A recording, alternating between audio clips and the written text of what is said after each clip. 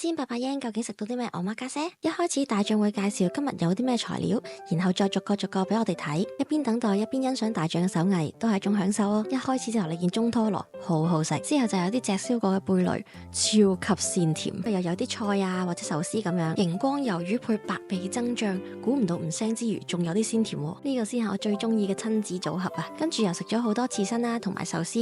每一道菜上之前，大將都會同大家講解係啲咩嚟嘅，不過我聽唔明，淨係覺得用赤醋整嘅飯好鬆軟，而啲魚好新鮮。點解連茶碗蒸都可以咁滑咁好食㗎？白子係我今次第一次食嘅嘢，昆布剪喺白子嘅底部，再揾啲高湯去蒸一蒸佢。本來食之前都有少少抗拒嘅，但係食落去，咦，一啲都唔腥，而且仲好滑添。之後就係我最期待嘅重頭戲海膽啦！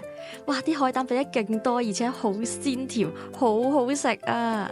喺口入邊溶開嘅感覺，好似食緊雪糕咁啊！因為我預約嘅時候冇特別留意係幾多道菜嘅 menu，所以以為啱先食完海膽呢就已經完噶啦。點知之後再源源不絕咁有好多嘢嚟食。本身食啱先嗰啲呢已經飽晒噶啦，點知仲有一個勁大嘅吞拿魚卷啊！大將將好大量嘅吞拿魚赤身同埋拖羅放入個卷入邊，然後扼實佢，簡直就係完美嘅結尾啊！仲有一啖仔魚湯，不過我唔係好中意。